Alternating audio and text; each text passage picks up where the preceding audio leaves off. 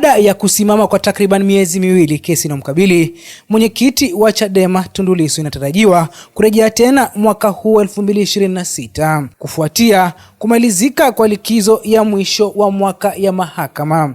Kesi hiyo iliyoahirishwa mwezi Novemba mwaka 2025 kutokana na ratiba ya kawaida ya mahakama kufunga shughuli zake mwishoni mwa mwaka, hali iliyosimamisha usikilizwaji wa mashauri mbalimbali nchini. Tundu Lissu ni mwanasiasa mkongwe wa upinzani na mmoja wa wakosoaji wakuu wa sera na utendaji wa serikali ya Tanzania.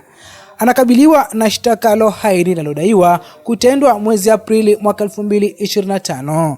Kesi yake imeibua mjadala mpana kuhusu uhuru wa kisiasa, nafasi ya upinzani na mwenendo wa haki katika masuala yanayogusa wanasiasa wakuu nchini. Tangu kuanza kwake rasmi, kesi hiyo imepitia hatua mbalimbali za kisheria, zikiwemo vikao vya awali, mapingamizi ya kisheria, wasilishaji wa hoja za pande zote mbili, pamoja na maamuzi ya mahakama kuhusu mwenendo wa shauri. Katika vikao vilivyopita, upande wa jamhuri na upande wa mshtakiwa, ambapo Tundu Lissu anajitetea mwenyewe, waliwasilisha hoja zao mbele ya mahakama, huku kukiwa na mapingamizi kadhaa yaliyojadiliwa na kuamuliwa. Lissu amekuwa akisisitiza haki ya kusikilizwa kwa uwazi, kwa haki na kwa wakati unaofaa, akirejelea matakwa ya katiba pamoja na misingi ya utawala wa sheria. Mahakama ilisikiliza hoja hizo kabla ya kuahirisha kesi hiyo tarehe 12 Novemba mwaka 2025, ikieleza kuwa shughuli za mahakama zilikuwa zikifungwa kwa likizo ya mwisho wa mwaka. Siku hiyo ya Novemba 12, kesi ilikuwa imepangwa kuendelea katika hatua ya kusikiliza shahidi wa 4 wa upande wa jamhuri, ambaye alielezwa kuwa shahidi wa siri. Upande wa jamhuri ulimtambulisha shahidi huyo anajulikana kama P11, ambaye aliwekwa katika kizimba cha siri cha mashahidi, hali iliyomfanya asionekane na wasikilizaji wa kesi wala na mshtakiwa mwenyewe. Hatua hiyo ilipingwa na Tundu Lissu, aliyesema utaratibu huo unakiuka tafsiri ya kizimba maalum cha shahidi kama ilivyoainishwa katika kanuni ya 3 ya kanuni za ulinzi wa mashahidi. Nikimnukuu, kwa mujibu wa kanuni hizo, kizimba maalum ni eneo ambalo shahidi haonekani na mtu yoyote isipokuwa majaji, lakini hapa hata majaji wenyewe hawawezi kumuona shahidi, jambo ambalo halikubaliki kisheria. Lissu aliwasilisha jumla ya hoja 7 kupinga utaratibu huo, akijikita katika tafsiri ya kanuni za ulinzi wa mashahidi pamoja na uamuzi wa awali wa mahakama kuu unaoruhusu baadhi ya mashahidi wa jamhuri kuwa wasiri. Aidha, alihoji uhalali wa kumlinda shahidi ambaye hata mahakama na mshtakiwa hawamfahamu, akitaka ufafanuzi wa aina ya shahidi anayelindwa kwa mujibu wa kanuni ya 5 ibara ya kwanza ya kanuni za ulinzi wa mashahidi. Nikimnukuu, shahidi anayelindwa ni yule aliye chini ya amri ya ulinzi inayotolewa na mahakama. Swali ni, unamlindaje mtu usiyemfahamu? Kama hoja nyingine, Lissu alieleza kuwa amri ya awali ya ulinzi wa mashahidi iliyotolewa na mahakama kuu ina ukomo wa muda. Hata hivyo, ilipaswa kufafanuliwa upya kwa mujibu wa kanuni ya 7 ibara ya kwanza inayozungumzia uhalali wa muda wa amri za ulinzi. Baada ya kusikilizwa hoja hizo, upande wa jamhuri uliokuwa na mawakili 4 ukiongozwa na wakili mkuu wa serikali Nasoro Katuga ulieleza kuwa mapingamizi ya mshtakiwa yanahitaji muda zaidi kujibiwa kwa kina.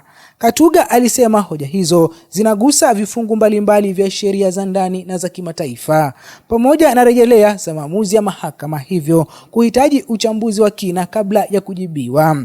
Hata hivyo, alibainisha kuwa kwa mujibu wa notisi chini ya kifungu cha 115, Novemba 12 ilikuwa siku ya mwisho ya vikao vya mahakama kwa mwaka 2025, na hivyo akaomba kesi ihairishwe. Wakisaidiwa na majaji James Karayemaha na Frederick Kiwonde, ilikubaliana na ombi la ahirisho. Mahakama ilieleza kuwa kesi hiyo itaendelea mara tu ofisi ya msajili wa mahakama atakapotoa ratiba mpya ya mwenendo wa kesi, huku ikibainishwa kuwa pande zote zitajulishwa pindi ratiba hiyo itakapotolewa.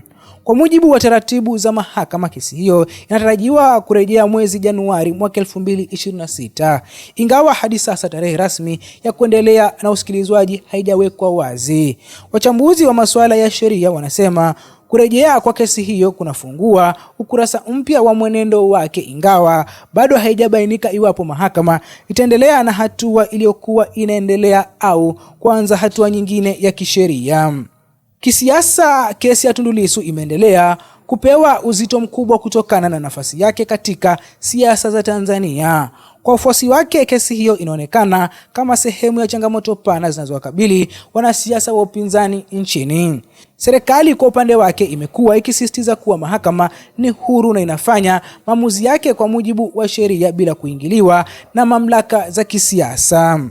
Mashirika ya haki za binadamu na wadau wa kiraia wamekuwa wakitoa wito wa kesi hiyo kuendeshwa kwa uwazi, haki na bila ucheleweshwaji usio na sababu za msingi.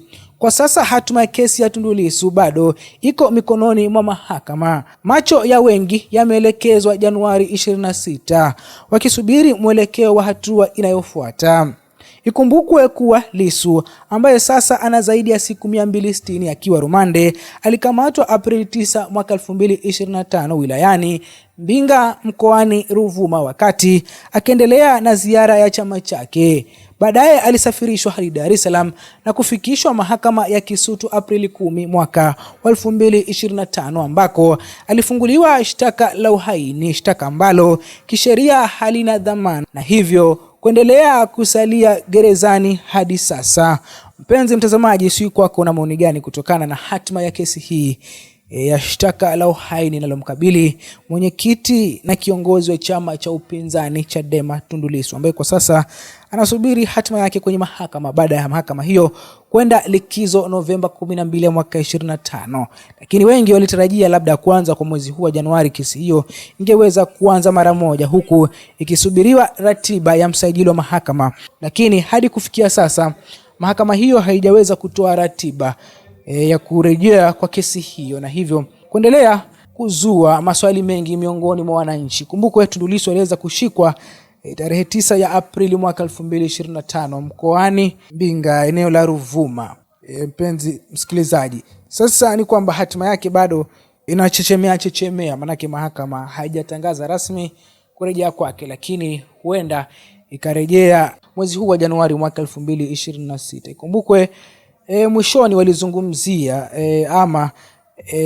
kwa upande wa serikali waliweza kutoa shahidi wa siri ambaye waliweza kumuita jina la P11, lakini Tundu Lissu ambaye anajitetea mwenyewe alikuwa na pingamizi akidai kwamba shahidi wa siri huwa hafai kuonekana na wasikilizaji wa kesi, lakini majaji wanafaa kumwona. Hivyo mahakama inafaa kujua mtu ambaye inamlinda, na hivyo kupinga pingamizi hilo. Lakini kulingana na wakili wa serikali Nasoro Katuga, yeye aliomba muda zaidi wa ufafanuzi wa sheria hiyo, ikizingatiwa ni sheria ambayo ina vitu vingi, ikiongeza pia na sheria za kimataifa. Kwa hivyo walitaka muda zaidi ambapo waweze kuichambua sheria hiyo. Ndipo hapo ambapo wakili Katuga akaweza kuomba kesi hiyo iweze kuahirishwa hadi mwezi Januari. Kwa sasa ni kwamba kesi hiyo bado haijarejea, lakini matarajio ni kwamba itaweza kurudi mwezi Januari. Je, unahisi Tundu Lissu ataweza kuachiliwa hivi karibuni ama ataendelea kusota rumande kwa muda hadi pale jopo hili la majaji wanne